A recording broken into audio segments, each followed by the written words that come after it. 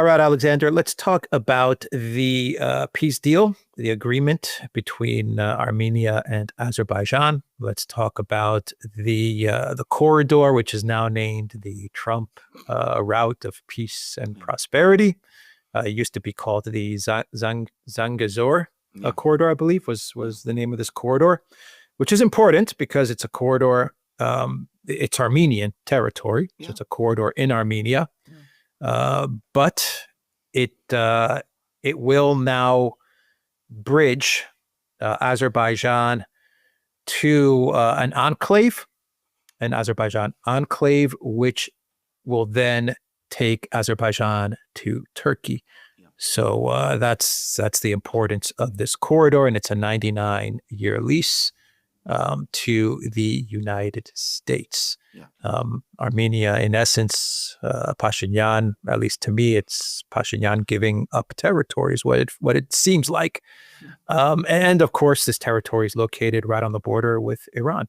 And of course, we're talking about the Caucasus as well. So the U.S. now has a presence in the Caucasus. Trump has a corridor named after him in the Caucasus. Anyway, your thoughts on this deal, and your thoughts on Armenia and Azerbaijan drifting towards the collective West, actually moving deliberately towards the collective West. I mean, the first thing to say is that this isn't a deal. This is a capitulation. I mean, Pashinyan has completely capitulated to Azerbaijan. Every single demand that Azerbaijan has made over the last couple of years, Pashinyan eventually and ultimately concedes to. And this is another massive concession. So the Azerbaijan has managed to get the Zanzibar corridor. Azerbaijan has wanted that a long time. The Azerbaijanians are expecting to get more territory from Armenia itself. In fact, this is now looking an absolute certainty.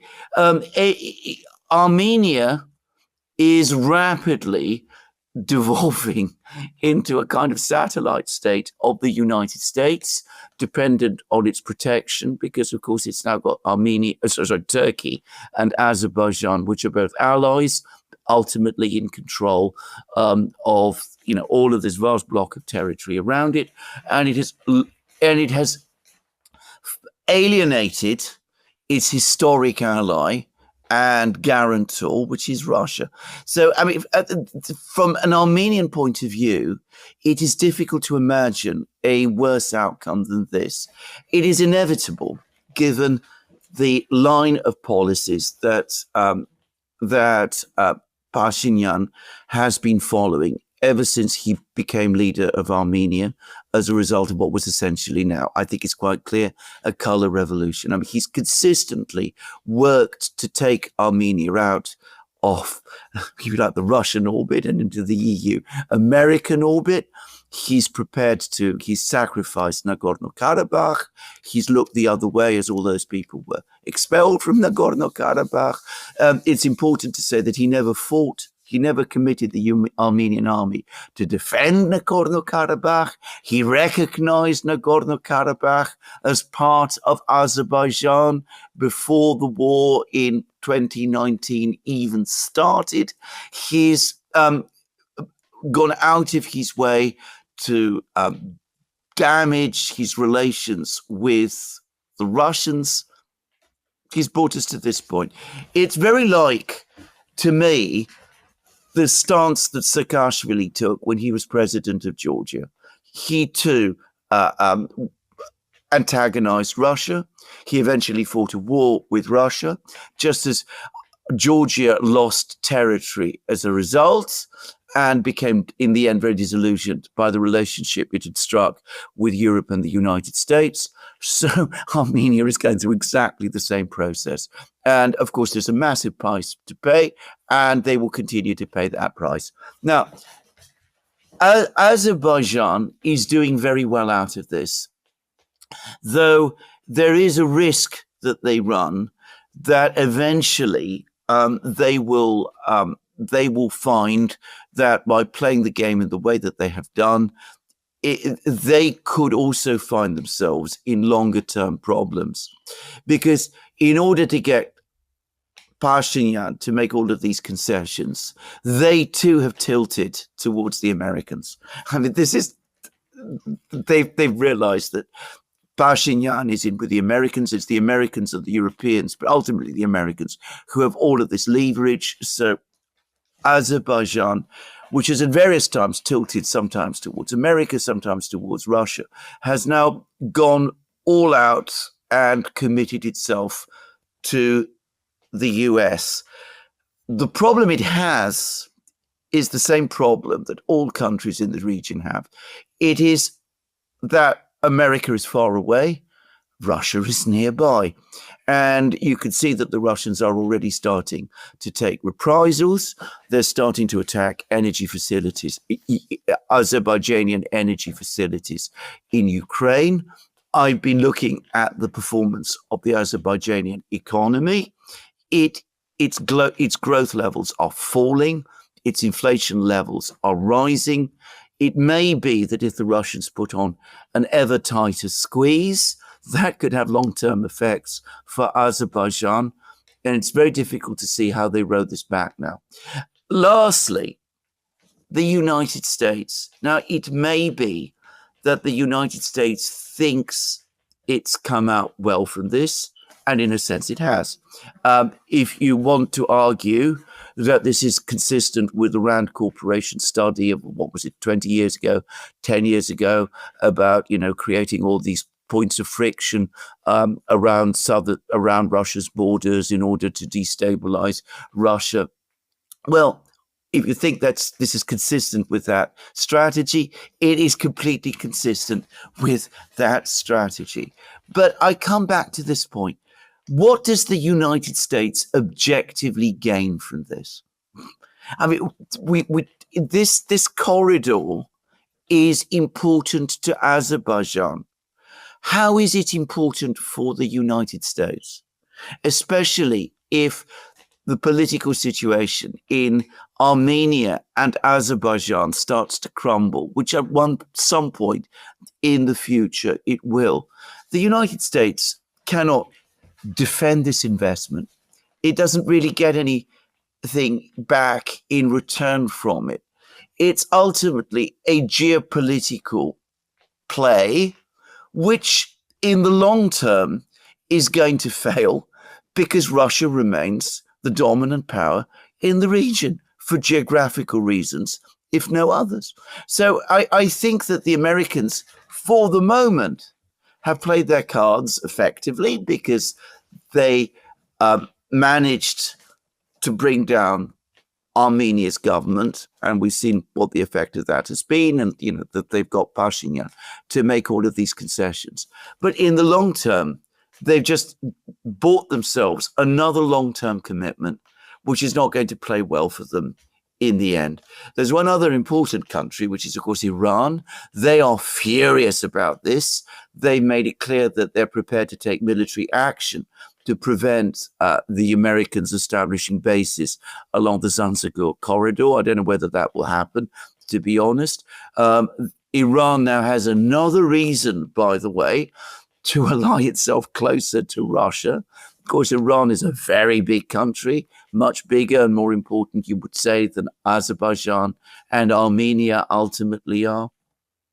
Anyway, I think that a game is being set up to play in the Southern Caucasus, a long-term game. And I can't see Armenia doing well from it. Armenia's done very badly from it. Azerbaijan, it's shown intelligence in the past, but it's a precarious regime, apparently, and it might have overcommitted. The United States, I think, is overcommitted as well. And Russia watches and waits and consolidates its positions. And the Iranian defense minister and Khamenei's national security advisor recently visited Moscow. They spoke to Putin. Almost certainly there's military aid now flowing from Russia to Iran. I have details about this And I know a little bit about what's going on there. And obviously, this is mainly about Israel and the 12-day war and all of that. But the Zanzibar corridor will obviously be a topic for discussion. Yeah, Armenia's giving up territory. It's hard to explain what Pashinyan is doing, what he's thinking. I mean, okay, he wants to get into NATO and the European Union, but what's going to be left of Armenia when you look at a map? Eventually, this corridor, the way I look at it, eventually Azerbaijan and Turkey, with the United States, they're just going to take this territory. I mean, they've already effectively taken it, but eventually they are going to take it. That's exactly what's going to happen. And you look at a map and you see Armenia's just kind of whittled away into Yerevan and a little bit outside of Yerevan. And that's it's becoming an enclave. You're completely right. This is exactly what is going to happen. I mean, let's say the United States withdraws, as it might do. There is every possibility that Azerbaijan, assuming there hasn't been, as I said, a major change in the political system in Azerbaijan, but they will send troops there. They will take steps to secure the Zanzibar corridor, and they will have Turkey to back them. So, I mean, Armenia is going to lose this territory. Yeah, it's really tragic what's happening to Armenia. Yes, and like I said, it's Pashinyan giving it all away. Azerbaijan, though, is also making a lot of enemies. Yeah, it's taking risks. It's taking very big risks. Well, it's taking risks, and it's pissing a lot of people off. Iran, Russia, most notably. But the United States. I mean, I just want to kind of address your point about what does the United States get out of it. The United States gets nothing out of it if you look at it from a U.S. America first standpoint. But I think if you look at it from a neocon grand chessboard geopolitics view, then the United States is coming away with a piece of territory in the Caucasus. So if you look at a chessboard, the neocons will argue, okay, now we've put our pawn here. So that's a win for us. And we didn't have to fight a war. We didn't have to do anything. It was just given to us by Pashinyan. It was given to us. So now we have a pawn right here. And that's for the neocons, the way they look at everything, that's a good thing for them. But also from the standpoint, I just want to say from the standpoint of what Israel wants and what Turkey wants, then for the United States, it's almost as if they're doing what Israel and Turkey are telling them to do, which is, look, we want to secure this corridor, we want to secure this area. For Iran, Israel is saying because we want to put pressure on Iran. Turkey is saying because we want to build the corridor that connects Azerbaijan to Turkey, and eventually we're going to take this territory for Turkey. And if you're Erdogan, that's what you're thinking. So I mean, if you look at things from a cooperation, a partnership between these three countries, Israel, Turkey, and the United States, then they're dividing up the area, the Caucasus now. Well, it is absolutely. I mean, the major winner, by the way, here is not in my opinion, Azerbaijan. It's Turkey. I mean, the Zanzibar corridor connects Turkey in effect also with Azerbaijan, and it's going to play well for them. And Turkish troops could. I started talking about Azerbaijani troops. Perhaps I should have said more properly, Turkish troops could enter, and they will say they're going there. They're not challenging Armenia's sovereignty, but they're securing the interests of Turkey and of Azerbaijan by going in there. And you could see that can very easily play out now. No, my point is this. Absolutely, you're completely correct. From a neocon point of view, this is a big win. My point, which is an America first point, is that the American strategy, the neocon strategy, has always been this grand chessboard strategy. Exhaust Russia, make the Russians, worry about what's going on all around their various borders, get them to tie down, depleting their resources, trying to, put out all these fires that America is lighting all around their various borders. The question I ask is, who actually is getting their resources depleted as a result? I mean, we've seen in Ukraine that the war in Ukraine has resulted in Russia coming out stronger and the United States weaker. I mean, objectively, militarily speaking, the Russian army is much bigger, much better equipped, far more professionally organized now than it was three years ago. The United States has seen its resources massively deplete, and it's got all kinds of other problems, economic problems as well. It's seen oil prices rise and all of that kind of thing. So the Ukraine war has not exhausted Russia. It has weakened the United States. Now you are taking on a piece of real estate in the South Caucasus, which you're going to have to defend in a region where there are all sorts of very complicated players, and you don't understand the politics extremely well, and you're going to have to be increasingly dependent on Erdogan and his successors in Ankara in order to be able to pull this off. This doesn't look to me ultimately like a good deal. Again, you're going to be using up resources, burning up resources to control this Zanzibar corridor, which, as I said, has no economic value to you at all. It's part of a grand strategic game in which you are depleting your resources faster than the other side is. I notice that the Russians have not fallen for the Rand Corporation study, plan. They're not running around the South Caucasus trying to block or prevent this. They're not involving themselves in the events of Armenia and Azerbaijan and all of that, not directly in any way. They're putting the squeeze on Azerbaijan, as they absolutely can. But other than that, they're waiting. And it's the US, by contrast, that has to expend resources here. Now, not perhaps huge resources. It's not going to, by itself, exhaust the United States.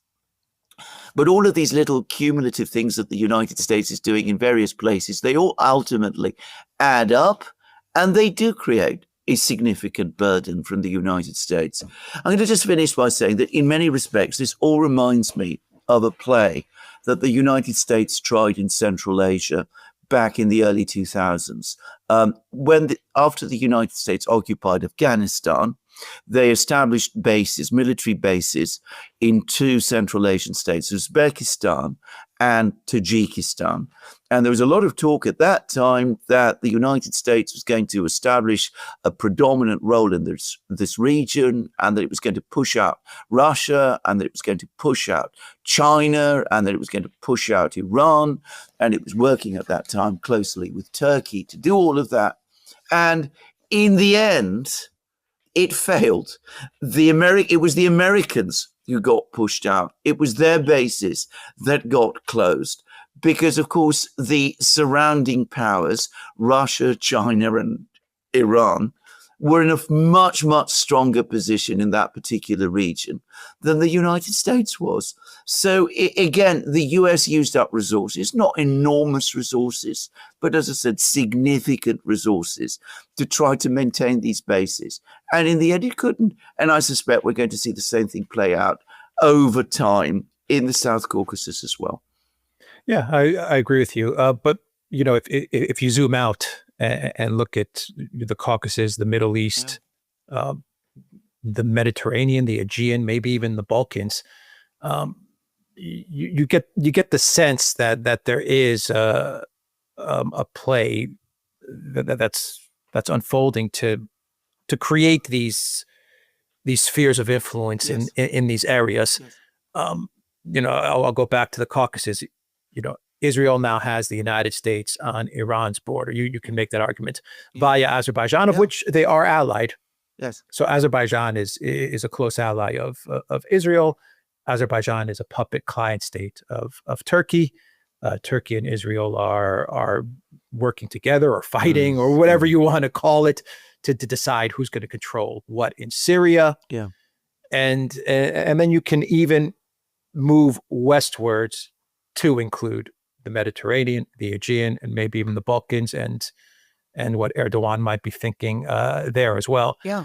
This could drag the United States into a deeper crisis and a deeper commitment if they continue to go along with this this cooperation that seems to be unfolding between these countries in the Middle East and the Caucasus and elsewhere. You're absolutely right. That's exactly, well, that is the plan. I mean, it's absolutely the plan.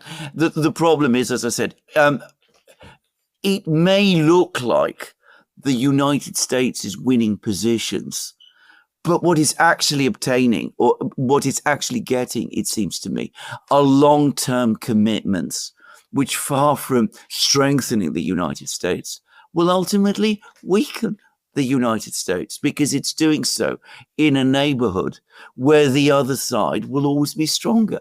That was the lesson of Ukraine. That was the lesson of what was previously played out in Central Asia.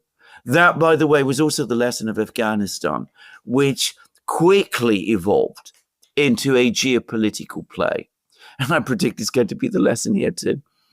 All right. We will end the video there. TheDuran.locals.com. We are on Telegram and X and Rumble, and go to the Duran shop, pick up some merch like what we are wearing in this video update. A link to the Duran shop is in the description box down below. Take care.